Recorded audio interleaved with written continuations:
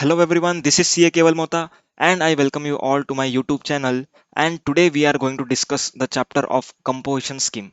Okay, section 10 of CGST Act. Yes people, इस section में composition scheme की बातें की गई है. Okay, and along with that we have to refer rule 3 to rule 7. In rules में and section 10 में composition scheme के बारे में डिटेल में डिस्कशन किया हुआ है. Okay, so we are going to do it from our chart book. Along with that, I am going to write few examples on the board which you have to copy. Okay. So what is the meaning of composition scheme? अब मैं अगर आपको white board पे एक example देके बताऊंगा तो ज्यादा क्लियर हो जाएगा. For example, if you are a supplier, ठीक है, आप सप्लायर हो, you are a supplier, you have crossed the threshold limit of ₹20 lakhs. आपने थ्रेशोल्ड लिमिट 20 lakhs का क्रॉस कर लिया है. ओके, अब यहाँ पर आपको जीएसटी में रजिस्ट्रेशन लेने की बारी आती है.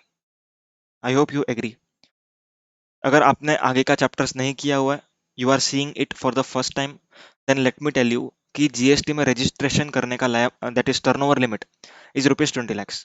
If you are exclusive supplier of goods then it is ₹40 lakhs. Okay, अब अगर मान के चलते कि आपका गुड्स एंड सर्विसेज का बिजनेस है, आपका टर्नओवर 20 लाख रुपया क्रॉस हुआ. Okay, now you are liable to obtain registration under GST. Okay, अब यहाँ पर रजिस्ट्रेशन में अगर हम देखें तो दो एस्पेक्ट है. एक तो नॉर्मल रजिस्ट्रेशन, ठीक है, normal registration.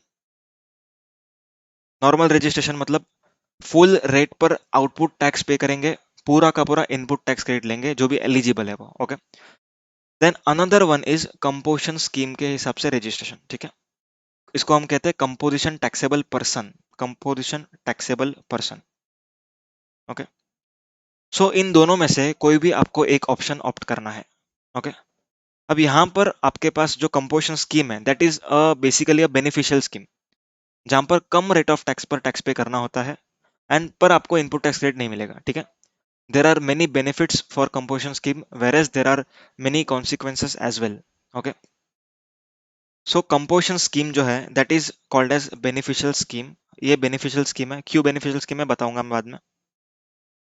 Since it is a beneficial scheme, ये सबको नहीं मिलेगी. Since this is a beneficial scheme, it is not available to each and every supplier. There are only few categories of supplier which can opt for this scheme. Along with that, they have to fulfill various other conditions and restrictions. Okay. So in a nutshell, if I say normal registration में कोई भी registration ले सकता है. ठीक है, उसको जो भी जीएसटी का प्रोविजन है वो उसको कंप्लाई करना पड़ेगा.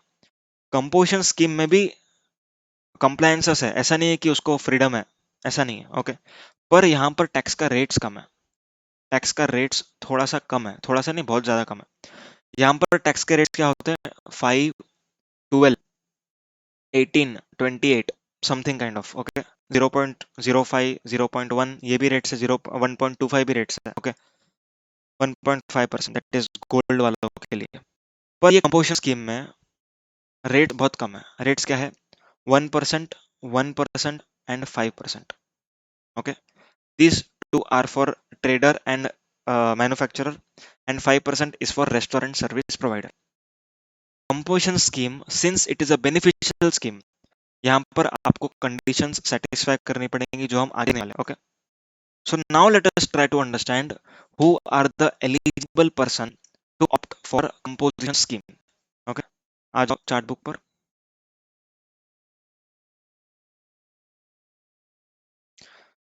अब कंपोजिशन स्कीम का जो प्रोविजन है that is coming from section 10 subsection 1 of CGST act.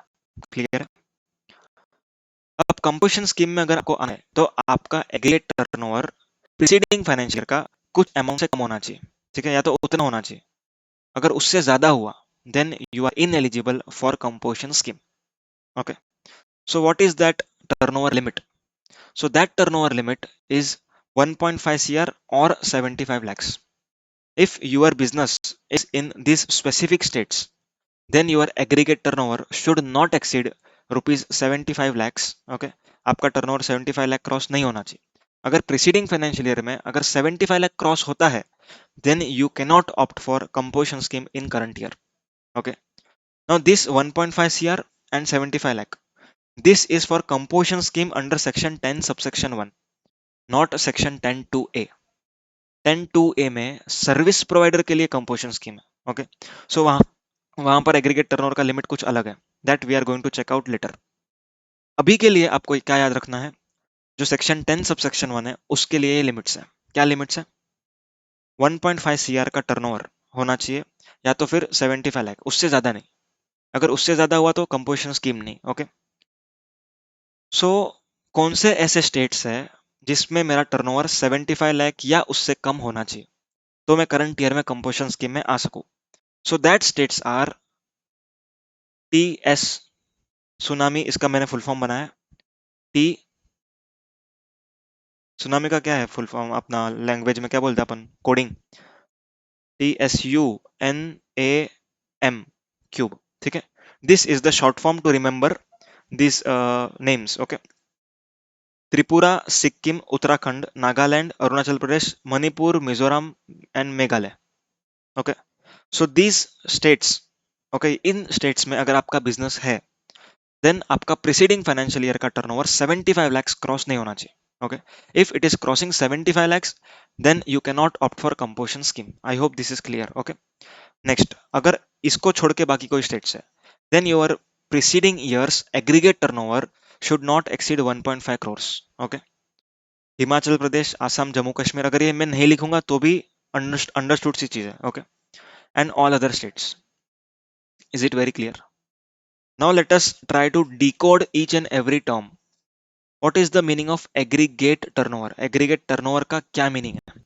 Aggregate means PAN basis. PAN basis मतलब अगर आपका टर्नओवर कोई दो अलग स्टेट्स में है तो उन दोनों के टर्नओवर को आपको ऐड करना है, then you have to compare with 75 lakhs और 1.5 crore। Is it very clear? Okay, अभी ये turnover, aggregate turnover, what is the meaning of aggregate turnover? इसमें क्या क्या चीजें ऐड करनी है, क्या क्या चीजें ऐड नहीं करनी है, that is a very important part of discussion in part number 2 of this chapter. Okay, आगे बढ़ जाते हैं, बाद में अपन वापस से आने वाले एग्रीगेट टर्नओवर के डेफिनेशन पर। इन प्रीसीडिंग फाइनेंशियल ईयर, अब अगर आप सेक्शन 22 को जानते हो तो सेक्शन 22 में क्या लिखा हुआ है? प्रीसीडिंग वर्ड्स यूज नहीं किया हुआ है। ओके, अगर आपके पास बुक है तो आप चेक कर लो। In section 22 there is no mentioning of word preceding.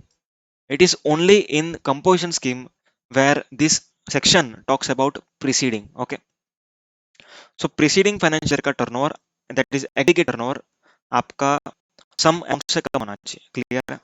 Okay, और एक बात ध्यान रखना, इस चैप्टर में हम दो टर्म्स के साथ डिस्कशन करने वाले हैं, एक एग्रीगेट टर्नओवर एंड दूसरा टर्नओवर इन स्टेट और यूनियन टेरिटरी। इन दोनों टर्म्स में डिफरेंस है। ओके, जब भी हम रजिस्ट्रेशन की बात करेंगे तब आपको एग्रीगेट टर्नओवर इन स्टेट पर ध्यान देना है। Okay, sorry, aggregate turnover, not aggregate turnover in state, aggregate turnover पर ध्यान देना। अगर हम टैक्स पेमेंट की बात करेंगे तब आपको टर्नओवर इन स्टेट और यूनियन टेरिटरी की बात करनी। क्लियर है? Aggregate turnover it means all India turnover, आपका जितना भी यूनिट्स है spread across all over India has to be added to determine aggregate turnover। And aggregate turnover का मेजोरिटी यूज कहां पर आएगा? To determine liability to register. ठीक है, रजिस्ट्रेशन करना है कि नहीं करना है, इसके लिए एग्रीगेट टर्नओवर हमें काम आएगा। Where as turnover in state will be applicable while computing payment of tax. Okay, आपको जब भी टैक्स पेमेंट की बारी आएगी तब हमें टर्नओवर इन स्टेट को डिटरमाइन करना पड़ेगा, कंप्यूट करना पड़ेगा। आई hope this is clear. Okay, now let us move on to the second part of discussion, that is what is the meaning of aggregate turnover? What are the exact components of aggregate turnover? Okay, first one, all taxable supplies excluding RCM inward। okay, meaning क्या है इसका? Preceding financial year में आपने जितना भी taxable supplies किया, okay, inter state, intra state, कुछ भी हो, ठीक है, सब कुछ आपको यहाँ पर ऐड करना है। ठीक है, अब यहाँ पर कई स्टूडेंट्स का डाउट आता है कि सर इंटर स्टेट टर्नओवर हम क्यों ऐड करें जब composition person inter state supply कर ही नहीं सकता है? So my answer to this question, this is frequently asked question, the answer to this question is we are determining eligibility. ठीक है, यहाँ पर हम एग्रीगेट टर्नओवर कौन से साल का चेक कर रहे हैं? प्रीसीडिंग फाइनेंशियल ईयर का। ओके, प्रीसीडिंग फाइनेंशियल ईयर मतलब पिछले साल में आप कंपोजिशन में नहीं थे, पिछले साल में आप जब कंपोजिशन में नहीं थे तो आप पे कोई रेस्ट्रिक्शन नहीं था कि आप इंटरस्टेट नहीं कर सकते। It is only when you are entering into composition scheme you are ineligible to do interstate supplies। Okay, so पिछले साल में तो आपने किया होगा। ओके, सो पिछले साल का इंटरस्टेट को आपको ऐड करना है, बट करंट ईयर में आप इंटरस्टेट कर ही नहीं सकते, तो इंटरस्टेट की बात ही नहीं आती। अगर आप इंटरस्टेट कर देते हो तो आप कंपोजिशन में नहीं कर सकते, you have to go for normal registration under section 24 read with section 22। Clear है? सो आपको इंटरस्टेट टर्नओवर ऐड करना पड़ेगा। क्लियर है? एंड प्रीसीडिंग फाइनेंशियल ईयर का। Okay, next, excluding RCM inward. Excluding RCM inward का क्या मीनिंग है? जो भी आपने परचेस किया है उसके ऊपर आपने जो टैक्स पे किया, ओके, वो वाला जो टर्नओवर है जिसपे आप परचेस पर टैक्स पे कर रहे हो, that is not to be added. In simple words, in simple words अगर मैं कहूँ, व्हाइट बोर्ड पे आ जाओ एक बार। हम टैक्स दो टाइम पर पे करते हैं, ठीक है? We pay tax at two different times. First, while we sell, okay, हम जब सेल करते हैं तब हम टैक्स पेमेंट करते हैं। सेकेंड, हम ऐसा परचेस करते हैं जो रिवर्स चार्ज में टैक्सेबल है। हम इन दोनों टाइम्स पर टैक्स पे करते हैं। Okay, but only this time का turnover has to be added in my aggregate turnover and not the turnover on which I am paying tax under reverse charge. Clear है क्या? So government को मेरे outward से concern है, not on my inward. Clear? So अगर sir यहाँ पर outward RCM होता तो यस सर, उसको हम ऐड करते। If it is outward RCM then you have to add it. I hope this is clear. Okay, चलो आ जाओ चार्ट बुक पर। Next, exempt supplies. Exempt supplies आपको ऐड करनी है। एग्जेम्प्ट मतलब तीन चीजें, nil rated, nil rated, non GST and wholly exempted. ठीक है, nil rated, non GST and wholly exempted, ये तीनों का तीनों टर्नओवर्स आपको ऐड करना पड़ेगा एग्रीगेट टर्नओवर में। Okay, but hold on, hold on, सारे के सारा एग्जेम्प्ट सप्लाई आपको ऐड करना है सिवाय एक, सिवाय एक। कौन सा एक है वो है exempt supply by way of extending loan deposit और advance where consideration is represented by interest और डिस्काउंट। मतलब जो serial number 27 of notification number 12/2017, इस नोटिफिकेशन में जो इंटरेस्ट एंड डिस्काउंट का टर्नओवर एग्जेम्प्ट किया हुआ है उसको आपको ऐड नहीं करना। ओके, सब एग्जेम्प्ट टर्नओवर ऐड होंगी बट ये वाला एग्जेम्प्ट टर्नओवर ऐड नहीं होगा। आई hope this is clear. Okay, समझ में आ रही है क्या बात? Is it very clear? Okay, चलो आगे बढ़ते हैं। एग्जाम सप्लाईज आपको ऐड करनी है पर कौन सी ऐड नहीं करनी? Exam supply by way of interest और डिस्काउंट। ठीक है, शॉर्ट में बोलेंगे इंटरेस्ट और डिस्काउंट का टर्नओवर ऐड नहीं करेंगे। नेक्स्ट, एक्सपोर्ट ऑफ गुड्स और सर्विसेज। अगर आप एक्सपोर्ट ऑफ गुड्स करते हो या तो एक्सपोर्ट ऑफ सर्विस करते हो, that is an inter state supply obviously. Okay, that turnover has to be added while determining aggregate turnover. Clear है? Next, inter state supplies to same PAN. ठीक है, यहां पर वर्ड्स ऐड कर दो, interstate supplies to same PAN. अगर मैंने अपनी ही दूसरी स्टेट की यूनिट को कुछ गुड्स बेचा या तो कुछ सर्विस दिया, that also has to be added in my aggregate turnover. Clear? So what are the four components to be added? First one, all taxable supplies excluding inward RCM, exempt supplies, then export of goods or services, then interstate supplies to same pan। ये चार चीजें आपको add करनी है। Exam में कौन सा add नहीं करना है? इंटरेस्ट डिस्काउंट का turnover and most importantly CGST, SGST, UTGST, IGST and cess. In short GST का कंपोनेंट आपको ऐड नहीं करना। क्लियर? अगर आपको टैक्सेबल वैल्यू दिया है तो आपको इसको लेस भी नहीं करना है। अगर आपको फुल वैल्यू दिया है तो ही आपको इसको लेस करना है। क्लियर है? Okay, so here we have done with aggregate turnover for determining eligibility. Okay, eligibility हम डिटरमाइन कर रहे हैं कि क्या आप आ सकते हो कि नहीं आ सकते। क्लियर है? अब अगर आपका टर्नओवर सेटिस्फाई करता है लिमिट 1.5 या तो फिर 75 लाख, ये लिमिट सेटिस्फाई कर दी, ओके, देन टू आपको और एक कैटेगरी सेटिस्फाई करना होगा। That category is nature of supplier. ठीक है, आपको नेचर ऑफ सप्लायर बनना पड़ेगा, प्रॉपर सप्लायर होना चाहिए। ये 6 या 7 कैटेगरीज जो दी है सामने, इन कैटेगरीज में आप फॉल नहीं करने चाहिए। ओके, अगर आप इनमें से कोई भी कैटेगरी में फॉल कर जाते हो then you would be ineligible to opt for composition scheme. Clear? Let us try to understand who are these ineligible person. First one, supplier of non-taxable goods or services. This bold and italic part is an amendment for your attempt. Okay.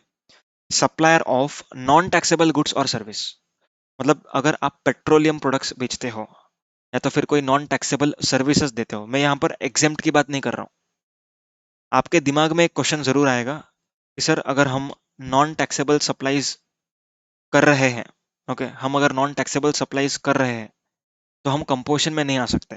Okay, पर एक चीज ध्यान रखना जो हमने अभी सीखा पहले, दैट इज एग्रीगेट टर्नओवर में, यहाँ पर मैंने कहा ना आपको नॉन जीएसटी वाले ऐड करने हैं, बट ये प्रीसीडिंग ईयर के ऐड कर रहे हैं ना। आप करंट ईयर में जब कंपोजिशन में आ जाओगे तब आप नॉन टैक्सेबल चीजें नहीं बेच सकते। आप एग्जेम्प्ट चीजें जरूर बेच सकते हो, आप एग्जेम्प्ट चीजें जरूर बेच सकते हो, पर उसमें आपको नॉन टैक्सेबल चीजें नहीं बेचनी है। क्लियर? समझ में आ रही है बात? Okay, very clear. This is very important point and hidden point.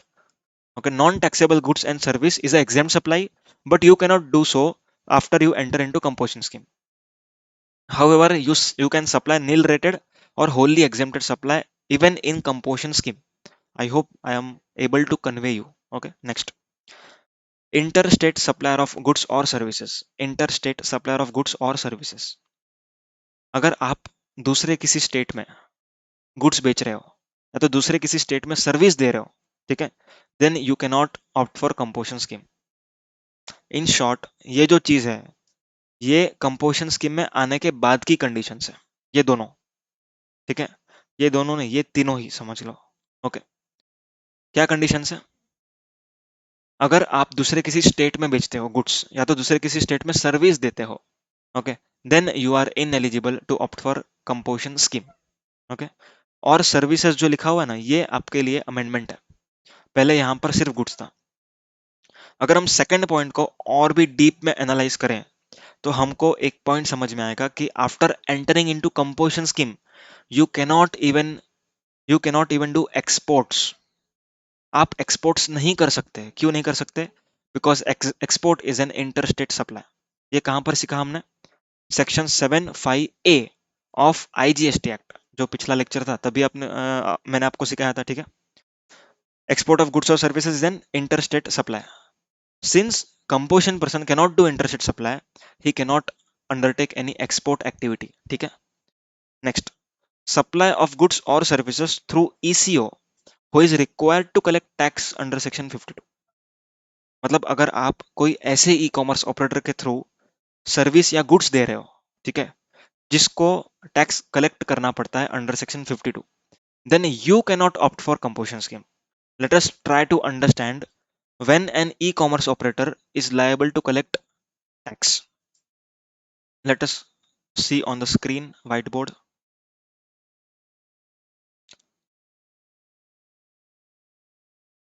Supposingly यहां पर A है, ठीक है, he is A, mister A, यहाँ पर ई कॉमर्स ऑपरेटर है एंड यहाँ पर रिसिपिएंट है मिस्टर बी। ओके, अब यहाँ पर क्या हो रहा है? ट्रांजैक्शन बी ने ई कॉमर्स ऑपरेटर से कुछ चीजें ऑर्डर की है, ठीक है, इस वेबसाइट पर जाके www.flipkart.com, इस वेबसाइट पर जाकर के इस इंसान का प्रोडक्ट इसने बुक किया। Clear? He booked some goods which are sold by mister A. अब यहाँ पर मैकेनिज्म कुछ इस तरीके से है, mister B is going to pay to ECO, ये ईसीओ को पे करेगा, and then after deducting his commission and tax collected at source, ये इसको रेमिट करेगा। ठीक है, for example the price of goods is ₹100, commission 2% and TCS का rate 1%। Okay, तो यहाँ पर इसने इसको ₹100 दिया। क्लियर? अब ये यहाँ पर कितना देगा? 100 माइनस 2, 98 माइनस 1, दैट इज ₹97 इसको देगा। क्लियर है? So this eco when he is collecting consideration from the recipient, this type of ECOs are liable to collect tax from these suppliers। ठीक है, ये जो सप्लायर है इससे टैक्स कलेक्ट करने का अधिकार किसको है? ऐसे ईसीओ को जो कंसिडरेशन कलेक्ट कर रहा है। अगर मान लो ये कंसिडरेशन ईसीओ को ना मिलते हुए डायरेक्टली ए को मिलता, then ECO is not liable to collect tax. Clear है? So if consideration is routed through ECO, then and only then ECO is liable to collect tax, otherwise not. ठीक है, सो आप अगर इस तरीके की एक्टिविटी में हो, if A is in this particular activity, then A can not opt for composition scheme. I hope this is clear. Okay, यहाँ पर गुड्स से सर्विस होता तो भी सेम प्रोविजन रहता आफ्टर अमेंडमेंट. क्लियर है, अमेंडमेंट आने के बाद ये प्रोविजन सर्विस के लिए भी एप्लीकेबल हो चुका है. समझ में आ रही है बातें? Okay, coming to the chart again. Ineligible manufacturers, अगर कोई मैन्युफैक्चरर है जो मैन्युफैक्चर करता है tobacco, ice cream, paan masala and aerated waters. Okay, tobacco, ice cream, paan masala and aerated waters, टीपा. अगर टीपा का मैन्युफैक्चरर है, then he is not eligible to opt for composition scheme. Clear है? अगर वो ट्रेडर है तो वो आ सकता है. I hope this is clear. अगर इन चीजों का वो ट्रेडर है तो वो आ सकता है, but he is a manufacturer, then he can not opt. Next, eligible person supplying service, eligible person supplying service other than a restaurant where value of supply exceeds 10% of turnover in state, not aggregate turnover, not aggregate turnover, it is turnover in state, excluding exempt supplies by way of interest discount. ठीक है, और 5 lakh whichever is higher. अगर आप इससे ज्यादा का service देते हो along with other eligible supplies, then you are ineligible to opt for composition scheme. Let us take one example to understand this concept. मजा आ रहा है? If you are enjoying this lecture, please do not forget to comment. That really makes me feel good and feel motivated. Okay, चलो इस link को,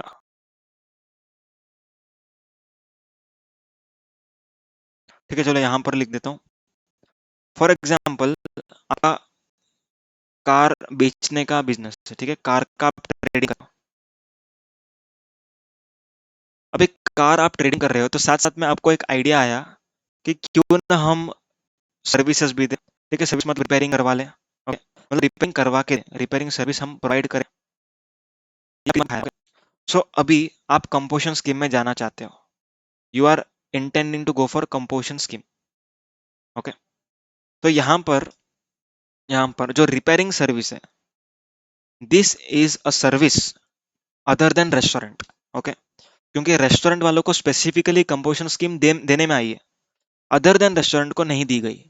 पर other than restaurant का जो service है वो एलिजिबल सप्लाईज के साथ किया जा सकता है up to a certain limit. Okay, तो यहाँ पर कार ट्रेडिंग के साथ साथ आप कुछ सर्विसेज दे सकते हो, nominal services, marginal services. Okay, क्या सर्विसेज दे सकते हो? कुछ भी दे सकते हो अदर देन रेस्टोरेंट. कितनी दे सकते हो? तो answer is 10% of turnover in state और union territory in preceding financial year. पिछले साल जितना भी आपने इस पर्टिकुलर स्टेट में जितना टर्नओवर किया उसका 10% तक, और ₹5 lakh whichever is higher, इतना आप ये रिपेयर का सर्विस दे सकते हो. क्लियर है? Subject to overall limit of 1.5 CR. Clear?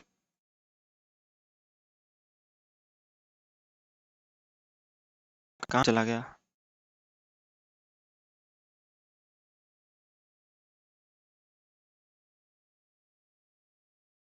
Okay okay, मिल गया.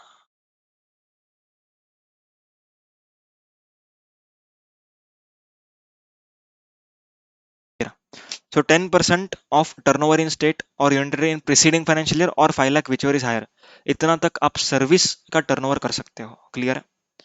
समझ में आ रही है बात? नेक्स्ट, अब एक इंपॉर्टेंट पॉइंट, ये जो टर्नओवर इन स्टेट है, ये जो टर्नओवर इन स्टेट है, ओके, ये टर्नओवर इन स्टेट में आपको इंटरेस्ट डिस्काउंट का टर्नओवर को ऐड नहीं करना है. इंटरेस्ट डिस्काउंट का टर्नओवर आपको ऐड नहीं करना है. क्लियर है क्या? यहाँ पर सिर्फ सबका टर्नओवर लेना है, सिर्फ क्या किसका नहीं लेना? इंटरेस्ट डिस्काउंट जो भी एग्जेम्प्ट टर्नओवर है वो आपको यहाँ पर ऐड नहीं करना है, एंड देन आपको 10% लेना है. क्लियर है? ओके,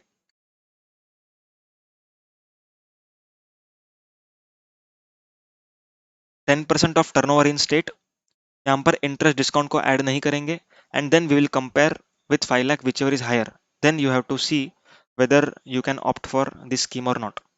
अगर आपका ये वाला रिपेयरिंग सर्विस का टर्नओवर इससे ज्यादा जाने वाला है, then it is better not to opt for composition scheme, otherwise आपको बीच में ही छोड़ना पड़ेगा। क्लियर है? Okay. Next, exclusive supplier of service other than restaurant service. Restaurant service को छोड़ करके दूसरा कोई भी अगर आप सर्विस प्रोवाइडर हो, for example CA, so CA can not opt for section 10 subsection 1 composition scheme. उनके लिए सेक्शन 10 2A का स्कीम आया हुआ है। ओके, सो उसमें आप लोग जा सकते हो, पर यहाँ पर नहीं आ सकते। क्लियर है? Casual taxable person and non resident taxable person. Let us try to understand what is the meaning of casual taxable person. Casual taxable person मतलब वो पर्सन जो दूसरे किसी स्टेट में एग्जीबिशंस या तो फिर शॉर्ट टर्म पीरियड के लिए, शॉर्ट टर्म मतलब कितना sir?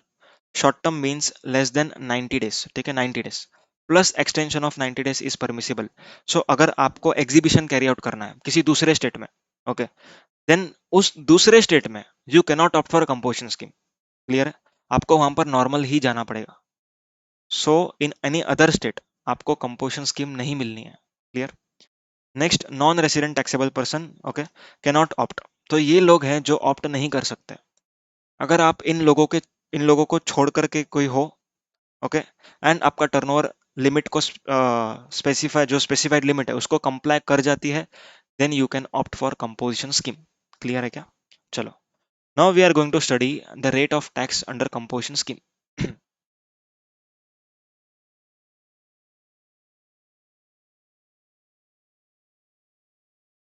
Okay, rate of tax, composition tax rate in lieu of 9(1). Very important point, in lieu of 9(1). 9(1) क्या कहता था? 9(1) क्या था? फॉरवर्ड चार्ज मैकेनिज्म में जब भी आप नॉर्मल रजिस्टर्ड पर्सन हो, ओके, टैक्सेबल पर्सन हो, इन दैट केस आपको 9(1) के हिसाब से टैक्स पे करना है। देखिए 9(1) में नोटिफिकेशन आपको पढ़ना है 1/2017, जिसमें टैक्स रेट्स दिया है which is not in our syllabus. Okay, so जो आपका आउटवर्ड है, ओके, जो नॉर्मल टैक्सेस है 18%, 28%, ठीक है, उस रेट्स के बजाय आपको इन रेट्स पर टैक्स का पेमेंट करना है। ठीक है, so the composition rates which we are seeing over here, it is only in lieu of those 9(1). Okay, 9(3) के लीव में नहीं है। इन इट मीन्स अगर 9(3) का आपने कोई भी सर्विस लिया, that is for example legal service, okay, और we can say GTA service, अगर ये सारी कुछ सर्विसेज आप लेते हो तो आपको कंपोजिशन स्कीम का रेट एप्लीकेबल नहीं होगा। You have to pay tax as per the rate applicable to that service under normal scheme. ठीक है, नॉर्मल स्कीम में जो रेट ऑफ टैक्स है उसी पर पे करना पड़ेगा। क्यों? क्योंकि composition tax rates are only in lieu of section 9(1), not section 9(3). Clear? अब ये अमेंड कब हुआ था? 1/2/2019 में ये अमेंड हुआ था। Okay, so let us try to understand which are the three categories of person who are eligible to opt for composition scheme and उनका टैक्स रेट्स क्या है। First one is a manufacturer. अब manufacturer कौन सा होना चाहिए other than टीपा होना चाहिए? क्यों? क्योंकि टीपा तो इनएलिजिबल था, टोबैको, आइसक्रीम, पान मसाला, एरेटेड वाटर, ये तो इनएलिजिबल था। ओके, सो मैन्युफैक्चरर अदर देन टीपा, उसके लिए क्या रेट है? 0.5% of total turnover in state. अब हम हर जगह पर टोटल टर्नओवर देखेंगे, ठीक है, टोटल टर्नओवर देखेंगे, कभी कभी टैक्सेबल भी देखेंगे, पर हमेशा इन स्टेट ही देखेंगे। ठीक है, टैक्स का पेमेंट जो होता है वो हमेशा अपने स्टेट के टर्नओवर पर करना है आपको। ओके, टैक्स का जो भी पेमेंट करोगे कंपोजिशन स्कीम में, always you have to do of your own state, obviously. Okay, so 0.5% of total turnover. Total means what? Total means taxable as well as exempt, दोनों। एग्जेम पे भी आपको tax पे करना है, टैक्सेबल पे भी आपको टैक्स पे करना है, बट इस एग्जेम्प्ट में exempt turnover of interest and discount included नहीं होगा। आई hope this is clear. Okay, taxable पे तो आपको पे करना ही है 0.5% सीजीएसटी, 0.5% एसजीएसटी। एग्जाम पे आपको पे करना है। अगर आप नॉर्मल स्कीम में होते तो एग्जाम पे नहीं करना होता, पर आप कंपोजिशन स्कीम में हो तो आपको एग्जाम पर भी पे करना है। क्यों? क्योंकि जो वर्डिंग्स है वो है वो है total turnover, not taxable turnover. Okay, अब ये एग्जाम पर तो पे करना है, तो क्या सर सब सब एग्जाम पे करें? आंसर इज हाँ, सब पर पे करो, लेकिन इंटरेस्ट डिस्काउंट का जो टर्नओवर है, जो एग्जेम्प्ट है, उसके ऊपर आपको पे नहीं करना। क्लियर है क्या बात? ओके, सेम फॉर 0.5% SGST का रेट है। Restaurant service provider, restaurant and outdoor catering यहां पर लिख दो चाहिए तो, outdoor catering 2.5% of total turnover in state. It means जो भी आप टैक्सेबल सप्लाईज करोगे या तो आप एग्जेम्प्ट सप्लाईज करोगे, इन दोनों पर आपको टैक्स पेमेंट करना पड़ेगा। क्या रेट से? 2.5% से। तो क्या सर एग्जेम्प्ट में सब इंक्लूड करें? जी हाँ दोस्तों, सब इंक्लूड करो एक्सेप्ट इंटरेस्ट डिस्काउंट का turnover. I hope this is clear. Okay, same 2.5% SGST rate. तो यहाँ पर बेसिकली कहे तो 1% एंड 5% रेट है। Next traders. Okay, trader. अब ट्रेडर के लिए जो भी रेट्स है वो टैक्सेबल टर्नओवर का परसेंटेज है। किसका परसेंटेज है? टैक्सेबल सप्लाईज का, in its own state obviously. Okay, so 0.5% of taxable supplies, मतलब आप अगर एग्जेम्प्ट सप्लाईज भी करते हो तो आप अगर ट्रेडर हो तो आपको टैक्स पे नहीं करना। Is it very clear? Okay, 0.5% of taxable supplies of same. तो CGST SGST का रेट है 0.5, 0.5 that comes to 1% of taxable supplies. Clear है? अब मुझे एक आप बात बताओ, ये जो टैक्स रेट्स है, where this rates are written, where this rates are written. अब कुछ लोग कहेंगे सेक्शन 10 सबसेक्शन 1 में लिखा है। आंसर इज नो, यहाँ पर रेट नहीं लिखा है। यहाँ पर क्या लिखा है? रेट के नॉट एक्सीड सम परसेंटेज, वो लिखा है। माना कि सेम ही लिखा है, लेकिन उसका मतलब क्या है? टैक्स का जो रेट्स है वो कुछ परसेंटेज से ज्यादा नहीं हो सकता। ठीक है, that is a upper cap for rate of tax.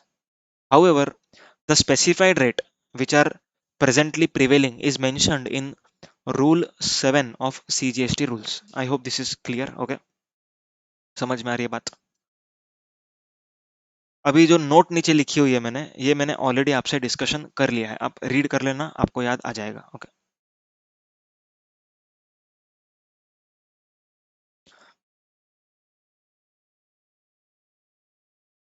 10% वाला जो था ना criteria, 10% of turnover in state, मतलब अदर सर्विसेज के लिए, that is here. Okay, then exempt supply by way of interest or discount shall not be included for the purpose of determining eligibility as well as for payment of tax। दोनों के लिए आपको include नहीं करना है।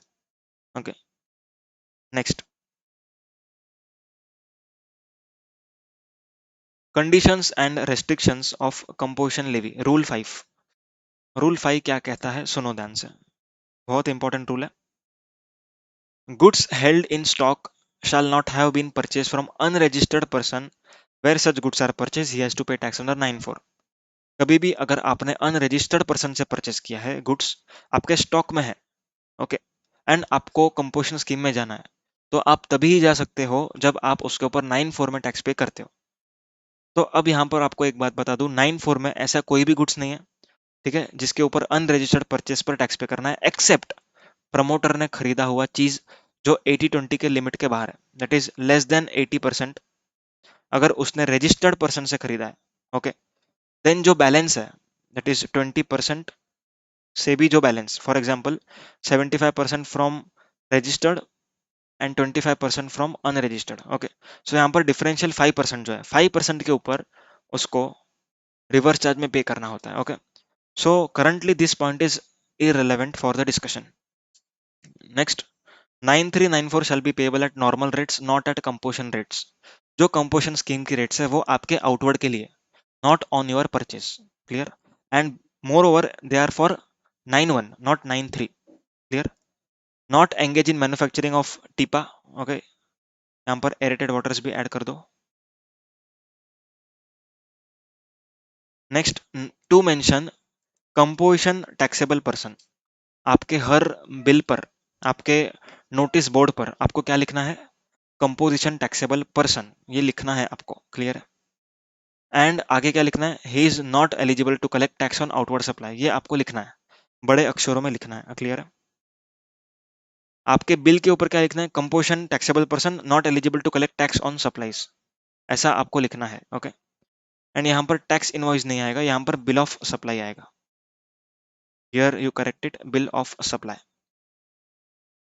Tax invoice issue नहीं कर सकते composition person, bill of supply issue करना पड़ता है, अपन आगे देखने वाले हैं वो। ओके, चलो, so here we have completed with composition scheme. Now coming on to presumptive scheme. ये सर्विस सप्लायर के लिए स्कीम है, ठीक है। किसके लिए है? Service supplier other than restaurant. And mixed supplier, mix supplier मतलब ऐसे सप्लायर जिनका सर्विस का turnover more than 10% of turnover in state of preceding financial year और 5 लाख विच हायर से जा रहा है, हायर से ज्यादा जा रहा है, ओके। उन लोगों के लिए ये एप्लीकेबल है, ओके, ये scheme. Now basically this scheme has been inserted from 1st April 2019। कभी से आया है ये स्कीम? 1st अप्रैल 2019 से आया हुआ है, okay. If any person is eligible for composition scheme, जो हमने अभी सीखी ना, उस स्कीम में अगर आप एलिजिबल हो, ठीक है, then you can not go for this scheme. आप इस स्कीम में देख ही नहीं सकते हो, ठीक है। देन यू कैन नॉट से कि सर मैंने उस स्कीम में ऑप्ट तो नहीं किया ना, तो मेरे को आने दो। नहीं, ऑप्ट नहीं किया तुम्हारी गलती। If you were eligible for composition scheme, then you can not be a part of presumptive scheme. I hope this is clear, okay. Next, as per amended rule 7, जो भी रेट ऑफ टैक्स है service supplier के लिए, okay, that rate of tax is 6% of taxable supply, that is to mean 3% CGST, 3% SGST, okay. अब इस scheme में आने के लिए आपको एग्रीगेट टर्नओवर का क्या क्राइटेरिया सेटिस्फाई करना पड़ेगा? Answer is aggregate turnover should not exceed ₹50 lakhs in preceding financial year, ठीक है। जहां पर उधर 1.5 सीआर एंड 75 lakhs था, यहाँ पर 50 lakhs है, क्लियर है, ओके। अब इस एग्रीगेट टर्नओवर में सब सेम कंपोनेंट, सब कुछ सेम ही ऐड करना है, सब कुछ सेम ही लेस करना है, ओके। इंटरेस्ट का जो भी टर्नओवर है, डिस्काउंट का turnover, that is not to be added, clear, okay.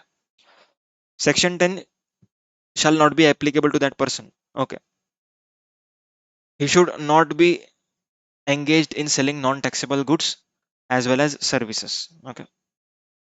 Non taxable goods या तो सर्विस आप नहीं दे सकते once you are into this presumptive scheme, clear. Exempt supplies कर सकते हो बट नॉन टैक्सेबल नहीं कर सकते। नॉन टैक्सेबल मतलब पेट्रोलियम प्रोडक्ट्स, ओके, ये सब चीजें नहीं दे सकते। Interstate supply of goods and services is not allowed. आप आपके स्टेट के बाहर सर्विस या तो गुड्स नहीं सेल कर सकते, clear. Casual taxable person and non resident taxable person cannot opt for this scheme, clear. Next, cannot supply through e commerce operator. आप लोग ई कॉमर्स ऑपरेटर के थ्रू सप्लाईज नहीं कर सकते हो, ओके। जब भी वो ई कॉमर्स ऑपरेटर को सेक्शन 52 के तहत टीसीएस कलेक्ट करना पड़ रहा हो, ओके। गुड्स हो चाहे सर्विस हो, कुछ भी सप्लाई नहीं कर सकते आप। No supply of tobacco, ice cream, paan masala, not even trading. यहाँ पर ट्रेडिंग भी नहीं कर सकते। देखो, यहाँ पर ट्रेडिंग लिखने का कुछ मीनिंग ही नहीं था, पहली बात तो, ठीक है। नॉट इवन ट्रेडिंग लिखने का मीनिंग बनता ही नहीं, क्यों? क्योंकि अगर आप ट्रेडिंग करते हो तो आप वैसे ही कंपोजिशन स्कीम में जा सकते हो, एंड अगर आप कंपोजिशन स्कीम में जा सकते हो तो आप प्रिजम्पटिव में नहीं आ सकते। इट इज बट ऑब्वियस चीज, यहाँ पर सिर्फ मैन्युफैक्चरर के बारे में लिखना चाहिए था, क्लियर है। Same goes for interstate supply of goods और सर्विसेज, ओके। यहाँ पर वहां पर अगर आप इंटरस्टेट सप्लाई ऑफ गुड्स या तो फिर सर्विस कर पाते हो तो आप प्रिजम्पटिव में, देखो उस सेक्शन में क्या कहा है, सेक्शन 10(1) में, सेक्शन 10(2) में, रियली सॉरी, सेक्शन 10(2) में अगर आप इंटरस्टेट सप्लाई ऑफ गुड्स या तो फिर सर्विस कर रहे हो देन आप कंपोजिशन नहीं ले सकते। तो कोई भी पर्सन क्या सोचेगा कि मैं कंपोजिशन तो नहीं ले सकता, तो चलो प्रिजम्पटिव लेता हूँ। तो यहाँ पर से भी उन्होंने भगा दिया, ठीक है। यहाँ पर भी लिख दिया कि भाई you can not opt for presumptive scheme, आप प्रिजम्पटिव स्कीम भी नहीं ले सकते, ओके। वहां पर नहीं, यहाँ पर भी नहीं, कहीं पर भी नहीं, ओके, ठीक है। नोट की जरूरत नहीं पढ़ने की, एक्सप्लेन कर चुका हूं मैं। Next, a very very very important concept, mark it as a highly important concept, first supplies. Now we are going to talk about first supplies, okay. First supplies होता क्या है, फर्स्ट सप्लाईज का क्या treatment करना है, कहां पर treatment करना है, ये सब कुछ अपन देखने वाले हैं, क्लियर है, ओके।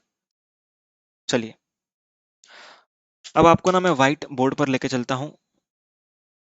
एक काम करते हैं, पहले इधर से थोड़ा पढ़ लेते हैं, फिर एग्जांपल वहां पर डिस्कस कर लेंगे, okay. Meaning of first supplies, value of supplies made by a person from first day of April of financial year up to the date on which he becomes liable for registration is called as first supplies. मान लो आज मैंने business start किया, ठीक है, आज मेरा turnover 20 lakh cross नहीं हुआ है, तो जब तक मेरा टर्नओवर उस लिमिट तक नहीं आ जाता, जब तक मुझे रजिस्ट्रेशन लेना पड़े, तब तक के टर्नओवर को हम कहेंगे first supplies, okay. So this turnover का limit varies as per the nature of supplies. अगर आप एक्सक्लूसिव सप्लायर ऑफ गुड्स हो देन ₹40 लाख तक आप रजिस्ट्रेशन नहीं लोगे। क्लियर है? सो 40 लाख से ज्यादा होगा then you go for registration. आप रजिस्ट्रेशन के लिए जाओगे तो आपके पास दो ऑप्शन है, normal registration, composition scheme registration. Okay, so these up to ₹40 lakh का जो टर्नओवर है उसको हम कहते हैं first supplies. Clear? Next, supply of goods and service. अगर आप गुड्स भी देते हो सर्विस भी देते हो then threshold limit applicable to you is 20 lakh. Okay, so the date on which you becomes liable for registration is when you cross the limit of 20 lakhs. Is it very clear? समझ में आ रही है क्या बात? अगर restaurant service दे रहे हो then 20 lakhs। इसको मैंने तीन पार्ट में क्यों लिखा है? क्योंकि मैन्युफैक्चरर सप्लायर होता है, ओके, आप ट्रेडर भी हो सकते हो, तो आपको 40 लाख का लिमिट लगेगा। अगर आप गुड्स एंड सर्विस में डील करते हो तो आपको 20 लाख का लिमिट लगेगा। एंड अगर आप खाली रेस्टोरेंट सर्विस में डील करते हो तो 20 लाख का लिमिट लगेगा। क्लियर है? ओके, सो इन टर्नओवर तक अगर आपका, अगर ये जो भी टर्नओवर यहाँ पर लिखी हुई है, this are the date on which you become liable for registration. Clear?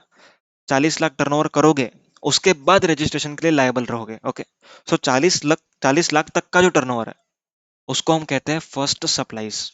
Okay, समझ में आई बात? अब ये फर्स्ट सप्लाईज का रेलेवेंस क्या बनता है? What is the relevance of this first supplies?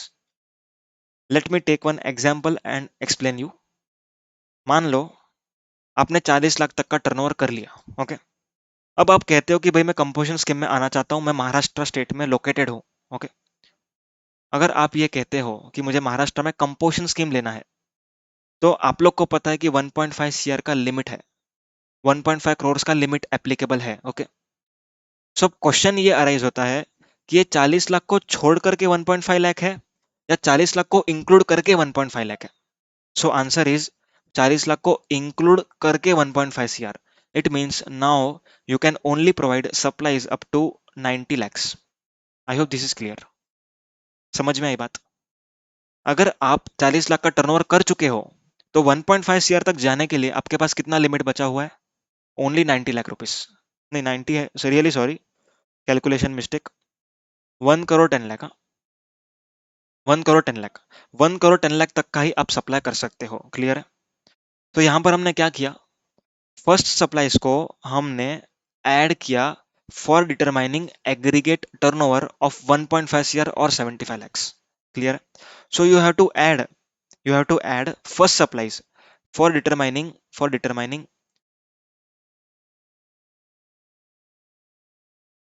for determining liability to register। okay, for determining eligibility to register। समझ में आ रही है बात? वापस से एक बार एक्सप्लेन कर रहा हूं।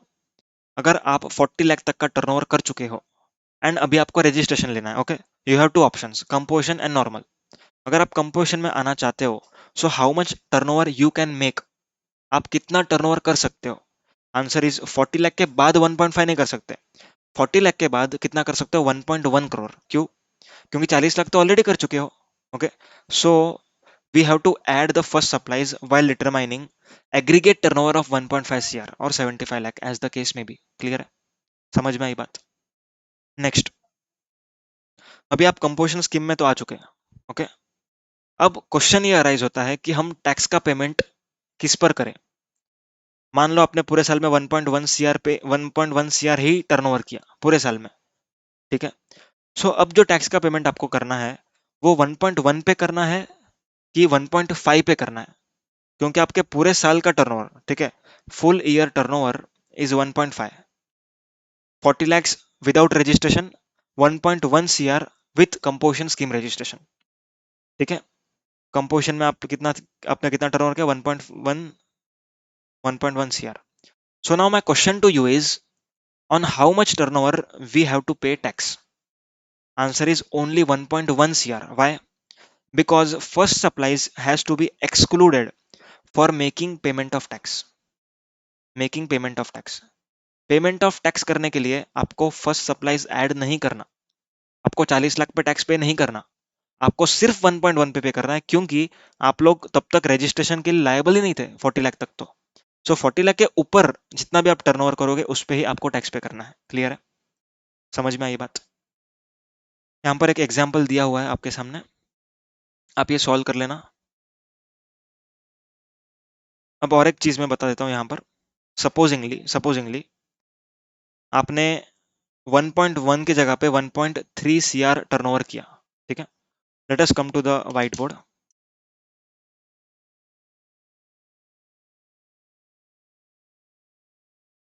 आप ट्रेडर थे, ठीक है, ट्रेडर थे। 40 lakhs तक आप लोग को रजिस्ट्रेशन लेने की जरूरत नहीं थी, क्लियर है।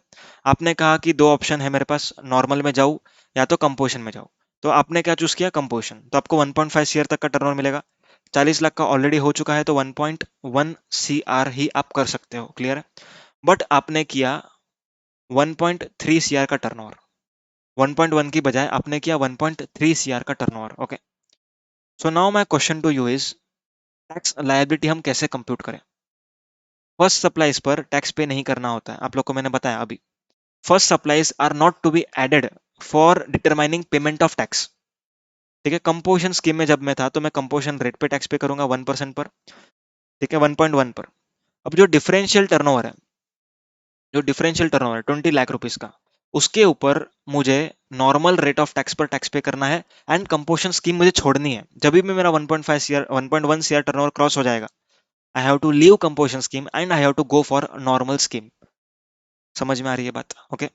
सो नॉर्मल स्कीम में मैं आ चुका हूं। अब मुझे सिर्फ 20 लाख तक का ही टर्नओवर पे टैक्स पे करना पड़ेगा, नॉर्मल रेट पर, क्लियर है।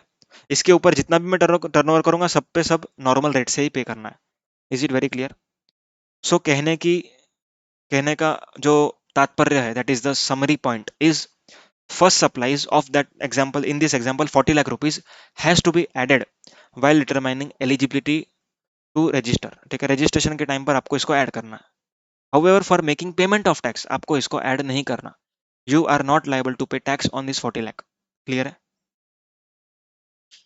चलिए,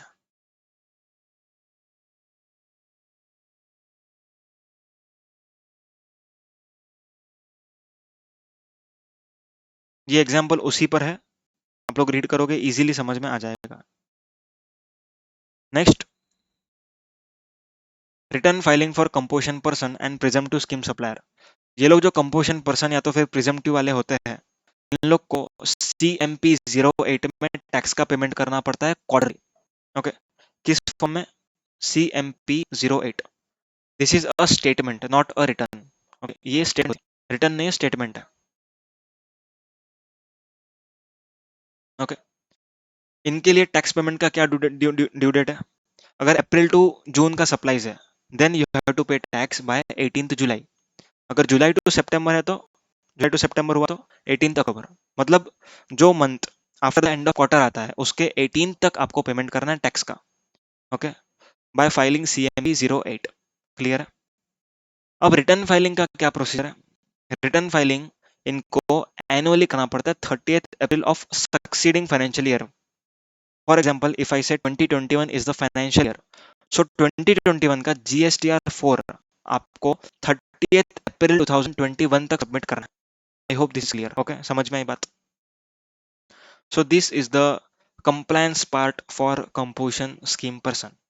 Then other miscellaneous points, that is common points for presumptive and composition. ITC cannot be availed, tax cannot be levied, आप टैक्स नहीं लगा सकते, ओके, आप ITC नहीं ले सकते। नेक्स्ट, आपको बिल ऑफ सप्लाई इशू करना पड़ेगा, क्लियर है। एंड बिल ऑफ सप्लाई पर कुछ लिखना पड़ेगा। Composition taxable person not eligible to collect taxes, presumptive person को लिखना पड़ेगा, person paying tax under notification number 2/2019 central tax rate not eligible to collect tax, ठीक है। नेक्स्ट, जब भी आप स्विच करोगे स्कीम, ठीक है, you are going to switch the scheme, तब आपको जो आपके पास स्टॉक में क्रेडिट होगा, ठीक है, जितना भी आपके पास स्टॉक में क्रेडिट होगा वो आपको मिलेगा, क्लियर है। अगर आप कंपोजिशन से रेगुलर में जा रहे हो, if you are going from composition to regular scheme, तो जो भी as on the date of crossing the turnover limit, जितना भी आपके पास स्टॉक में क्रेडिट है, okay, that you can claim subject to some conditions. 1 साल के जूना नहीं होना चाहिए, ओके, इनवॉइसेस होनी चाहिए, what ever it is, upon ITC के चैप्टर में इसको देखेंगे ध्यान से। एंड अगर आप नॉर्मल से कंपोजिशन में जाते हो, तो जो भी आपके पास स्टॉक होगा उस पर जितना भी क्रेडिट होगा उसको आपको रिवर्स करना पड़ेगा, क्लियर है? समझ में आई बात? अगर रिवर्स करने के बाद भी कुछ बच जाता है credit, then you have to lapse it, आपके लिए वो कॉस्ट बन जाएगा, आपका ये क्रेडिट लैप्स हो जाएगा। Is it very clear? Okay, next, one pan can have only one registration. अगर आपका बिजनेस महाराष्ट्र एंड गुजरात में है, देन यू कैन नॉट से कि गुजरात में मैं नॉर्मल स्कीम में जाता हूँ, महाराष्ट्र में मैं कंपोजिशन में रहता हूँ। You can not do so. आपको दोनों के लिए नॉर्मल लेना पड़ेगा या तो दोनों के लिए कंपोजिशन लेना पड़ेगा, provided all the eligibility criteria is fulfilled. Next, composition person is not required to maintain stock and tax details. आपको क्वांटिटी वाइज स्टॉक नहीं रखना है डिटेल, टैक्स कितना पे किया, कितना आपने कलेक्ट किया, उसको कुछ भी नहीं डिटेल रखना है, ठीक है। कलेक्ट तो आप कर ही नहीं सकते, आप पे तो कर ही सकते हो, ठीक है। पे किसको? अपने सप्लायर को। अगर आपके सप्लायर ने आपको 1 लाख प्लस 18% लगा के दिया है, तो आपको इस 18% का रिकॉर्ड मेंटेन नहीं करना। क्लियर है? Next, option to opt for composition scheme और presumptive scheme shall be lapsed if the specified turnover is crossed in the financial year। Current financial year में अगर आपका टर्नओवर 1.5 सीआर या तो फिर 75 लाख या तो फिर 50 लैक्स फॉर रिस्पेक्टिव स्कीम्स अगर क्रॉस हो जाता है, then you have to opt for normal scheme, आपको नॉर्मल स्कीम में जाना पड़ेगा। क्लियर है? Next, despite of being ineligible, आप एलिजिबल नहीं थे, फिर भी आपने कंपोजिशन स्कीम अवेल की, देन आप लोग के ऊपर सेक्शन 73 या तो फिर सेक्शन 74 के तहत एडजुडिकेशन किया जाएगा, मतलब नोटिस इशू करेंगे, आपसे टैक्स की रिकवरी की जाएगी। क्लियर है? Now there are few questions, 2 questions आपके स्क्रीन पर है। ओके, हम एक क्वेश्चन सॉल्व करेंगे। We are solving question number 2। Question number 1 आप लोग सॉल्व कर लेना। We are solving question number 2। Mister A registered person in Maharashtra, ठीक है, महाराष्ट्र मैंने कह दिया, मतलब 1.5 सीआर का टर्नओवर की मैं बात कर रहा हूँ, ठीक है। हैज प्रोवाइडेड सप्लाईज इन 18-19, 18-19 में उसने नीचे का जो भी दिया है टेबल वो सप्लाईज किया। ओके, वो क्या पूछ रहा है कि भाई मैं 1920 में एलिजिबल हूँ क्या, am I eligible in 1920? So we have to calculate whether he is eligible और नॉट। ओके, वो एलिजिबल है कि नहीं चेक करना है। If answer in A is affirmative, मतलब वो अगर एलिजिबल है तो कितना सर्विस दे सकता है ये भी बताओ। This is the question. Turnover within the state, yes I have to add, क्योंकि पिछले साल मैंने जो भी टर्नओवर किया मुझे ऐड करना है। Inter state sales, yes I have to add. Interest मुझे ऐड नहीं करना, ठीक है। ऐड नहीं करना इसका मतलब ये नहीं कि लेस करोगे, ठीक है, लेस नहीं करना है, आपको छोड़ देना है, इग्नोर करना है इसको, ठीक है। Next, GST component included in 1-2, इसके अंदर इंक्लूडेड है, इसीलिए आपको ये लेस करना है, क्योंकि GST component is not to be added. Clear है? Next, exempt services, all exempt supplies are to be added। क्लियर है? supplies on which tax has been paid by recipient, मतलब आपने ऐसा सप्लाई दिया है जिस पर आपके रिसिपिएंट को टैक्स पे करना पड़ा। In short it is case of outward RCM. Outward RCM पर आपको टैक्स का पेमेंट, सॉरी, आपको टर्नओवर में ऐड करना पड़ता है, ठीक है। आपका रिसिपिएंट ने भले टैक्स का पेमेंट किया है पर आपको एग्रीगेट टर्नओवर में ऐड करना पड़ेगा। नेक्स्ट, ए ने रिवर्स चार्ज में टैक्स पे किया, मतलब this is a inward RCM case. Inward RCM is not to be added, it means उसको भूल जाओ, इग्नोर करो, डोंट रिड्यूस इट। सो इन सबको ऐड करो, इनको लेस करो, your answer will be there. जो भी आंसर आएगा उसका 10% और 5 लाख, ओके, और 5 lakh, whichever is higher वो आपको सर्विस का इतना आप टर्नओवर कर सकते हो। क्लियर है? करंट फाइनेंशियल ईयर में। समझ में आ रही है बात? That's it with this chapter. ये वाला सम भी देख ले क्या? चलो टाइम है थोड़ा सा, देख लेते हैं। Mister Ram, a registered person in Maharashtra, has provided following supplies in the current financial year। हम लोग को टैक्स लायबिलिटी कैलकुलेट करना है, टर्नओवर कैलकुलेट करना है। क्लियर है? चलो देखते हैं।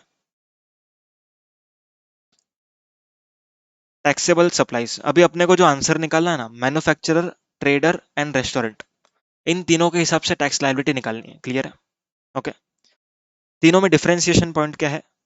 मैन्युफैक्चरर में रेट 0.5 दैट इज 1% रेट है, पर किसका रेट है? टोटल टर्नओवर का, मतलब एग्जेम्प्ट भी ऐड करना है, पर एग्जेम्प्ट में इंटरेस्ट डिस्काउंट टर्नओवर ऐड नहीं करना। ध्यान में आया? ट्रेडर में 0.5 पर सिर्फ और सिर्फ टैक्सेबल सप्लाईज का। रेस्टोरेंट में 2.5 पर किसका? टोटल का, पर एग्जेम्प्ट में इंटरेस्ट डिस्काउंट टर्नओवर ऐड नहीं करना है। क्लियर है? चलो टैक्सेबल सप्लाई अभी एक एक करके बात करते हैं। इफ आई एम मैन्युफैक्चरर, क्या क्या ऐड करूंगा बताओ? टैक्सेबल सप्लाईज ऐड करूंगा, इंटरेस्ट ऐड नहीं करूंगा, ठीक है, इंटरेस्ट ऐड नहीं करूंगा। Sale of exempted goods yes add करूंगा क्योंकि मैं मैन्युफैक्चरर हूं, टोटल टर्नओवर पे मुझे टैक्स पे करना है। Exempt service by way of loading agriculture produce yes add करूंगा। ओके, सो जितना भी मैंने यहाँ पर ऐड लिखा है, ओके, इन सब पे मुझे टैक्स कौन से रेट से पे करना है? 0.5, 0.5, दैट इज 1%। क्लियर है? However in case of point number 5, मैंने जो परचेस किया है वो आरसीएम में टैक्सेबल है। ओके, जो भी मैंने परचेस किया है वो आरसीएम में टैक्सेबल है। Since it is taxable under RCM, यहाँ पर मुझे normal rate of tax that is 18% पे टैक्स पे करना पड़ेगा। Is it very clear? समझ में आया बात? अब यहाँ पर जो भी आंसर आएगा आप लोग को, ठीक है, ये जो भी आपने प्लस किया ना इधर, 1, 2, 3, इन तीनों पर अगर आप 2.5 कैलकुलेट करोगे तो आपको रेस्टोरेंट वाले का आंसर मिल जाएगा। क्लियर है? सो मैन्युफैक्चरर एंड रेस्टोरेंट, इन दोनों में टैक्स रेट ही फर्क है, कंपोनेंट सेम है। तो यहाँ पर मैं रेस्टोरेंट वापस से नहीं कर रहा हूँ, खाली आपने जिधर 0.5 लगाया है वहां पर आपको 2.5 लगाना है। क्लियर है? Okay, next trader. अगर मैं ट्रेडर की बात करूँ तो सिर्फ और सिर्फ टैक्सेबल पे करना है। क्लियर? मतलब 85 लाख पर करेंगे, इंटरेस्ट पे तो वैसे भी नहीं करना, एग्जाम पे नहीं करना, एग्जाम पे नहीं करना, एंड इस पे हम करेंगे पर 18% पे करेंगे। So 85 lakh into 1% plus 4,50,000 into 18%, this would be the answer for trader. So that's all with this chapter. Thank you very much. Do share with your colleagues. Okay, अगर लेक्चर अच्छा लगे तो कमेंट जरूर करना। Thank you so much, bye bye.